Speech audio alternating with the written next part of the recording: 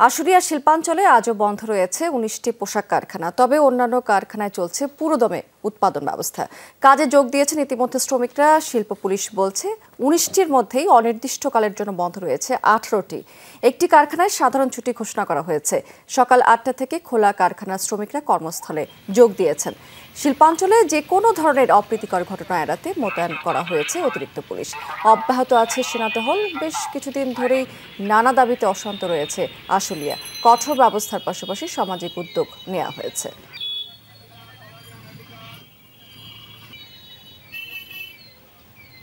বকেয়া বেতনের দাবিতে ঢাকা টাঙ্গাইল মহাসড়কের চক্রবর্তী এলাকার মহাসড়কে অবস্থান নিয়েছেন বেক্সিমকো টেক্সটাইলের শ্রমিকেরা। এতে তৈরি হয়েছে এক ধরনের যানজটের পরিস্থিতি। নিয়ন্ত্রণে কাজ করছেন আইন শৃঙ্খলা রক্ষাকারী বাহিনী। এদিকে বেতন বাড়ানোর দাবিতে চন্দ্রা এলাকার একটি পোশাক কারখানার সামনে অবস্থান নিয়েছেন শ্রমিকেরা।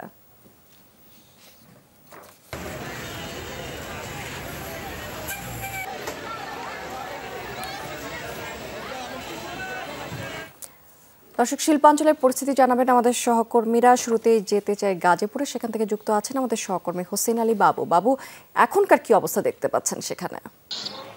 স্মৃতি, গাজীপুরে প্রায় বেক্সিমকো সহ আরো দুইটি শিল্প কারখানার শ্রমিকরা কিন্তু তাদের বেতন, বকেয়া বেতন এবং বেতন বৃদ্ধির দাবিতে তারা আন্দোলন করছে সকাল থেকেই।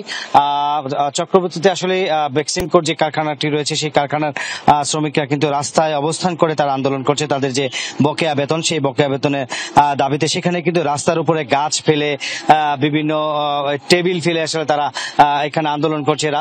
এই রাস্তায় অবরোধ করার কারণে ঢাকা যে নবীনগর থেকে টাঙ্গাইলের যে রাস্তা, সেই রাস্তা কিন্তু আসলে বন্ধ রয়েছে। সেখানে কিন্তু আসলে সেনাবাহিনী, র্যাব, পুলিশ সহ নানা বাহিনী কিন্তু সেখানে উপস্থিত হয়েছেন, তাদের সাথে কথা বলছেন এবং মালিক পক্ষের সাথে কথা বলে তাদের যে বেতন, যে বৃদ্ধি, বেতন, বকেয়া বেতনের যে দাবি টাকা রয়েছে, সেটা কিন্তু আসলে তারা আলোচনার মাধ্যমেই আসলে তাদেরকে দেওয়া হবে বলে বলছেন। বেশি পাকা টমেটো আর সিক্রেট রেসিপির কম্বিনেশনে তৈরি প্রাউন সসের বস। তারপর আসলে শ্রমিকরা তারা রাস্তা ছাড়ছেন না। প্রায় ২ থেকে ২.৫ ঘন্টা যাবত এই রাস্তা বন্ধ রয়েছে। সেখানে কিন্তু সেনাবাহিনী কাজ করছে, র্যাবও কাজ করছে। তার পাশাপাশি আসলে চন্দ্রায় একটি কারখানায় আসলে বেতন বৃদ্ধির দাবিতে শ্রমিকরা আন্দোলন করছে। তারা কিন্তু আসলে রাস্তায় এখনো ওঠেনি, তারা কারখানার সামনেই আন্দোলন করছে। সকাল থেকেই তারা সেখানে অবস্থান করছে। সেখানেও আসলে ইন্ডাস্ট্রিয়াল পুলিশ এবং র্যাব সেখানে আছেন, তাদেরকে আসলে তাদের সাথে কথা বলছেন, কিন্তু তারা কোনোভাবেই বুঝছেন না। বলছেন যে আসলে মালিক পক্ষ আসলে, মালিক পক্ষ নেই, ম্যানেজমেন্টে যারা রয়েছে তাদের সাথে কথা বলেছেন যে মালিক পক্ষ আসলে তাদের সাথে কথা বললে আসলে তারা তাদের যে দাবিগুলো সেইগুলো আসলে তারা জানাবেন মালিক পক্ষকে, এবং ভিতরে তাদের নানা ধরনের টর্চারিং করা হয় সেটা যাতে বন্ধ করা হয়, সেই দাবিতেও কিন্তু তারা আন্দোলন চলছে। বাবু, অনেক ধন্যবাদ আপনাকে। এবার আমরা একটু আশুলিয়ার খবরাখবর জেনে নিতে চাই আমাদের সহকর্মী মাহফুজুর রহমান নিপুর কাছ থেকে। নিপু, এই যে 18টি কারখানা অনির্দিষ্টকালের জন্য বন্ধ রয়েছে, এই ব্যাপারে এখানকার কর্তৃপক্ষ আসলে কি বলছেন, যে কবে খুলতে পারে কারখানাগুলো?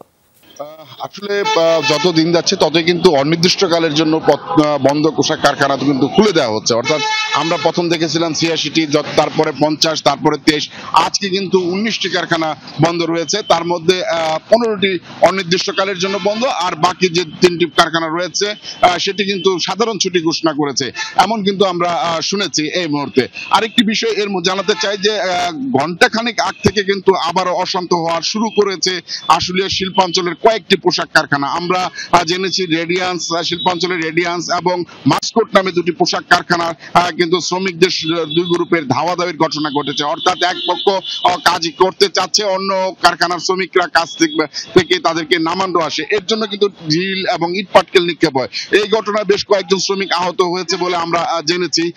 আর শিল্প পুলিশ আমাদেরকে নিশ্চিত করেছেন যে একজন শ্রমিক মাস্কট গ্রুপের ফিনিশিং এ যিনি কাজ করেন, রোকেয়া নামের, তিনি কিন্তু মৃত্যুবরণ করেন বা তিনি নিহত হয়েছেন, ইটের আঘাতে আহত হয়ে তিনি নিহত হয়েছেন, এমনটি কিন্তু নিশ্চিত করেছেন প্রাথমিকভাবে।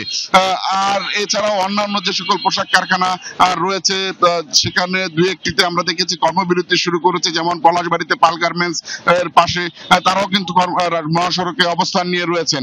তো অন্যান্য যেসব কারখানাগুলো খোলা রয়েছে সেগুলোতে স্বাভাবিক উৎপাদন চললেও বেশ কয়েকটি কারখানা কিন্তু অস্থিরতা বিরাজ করছে।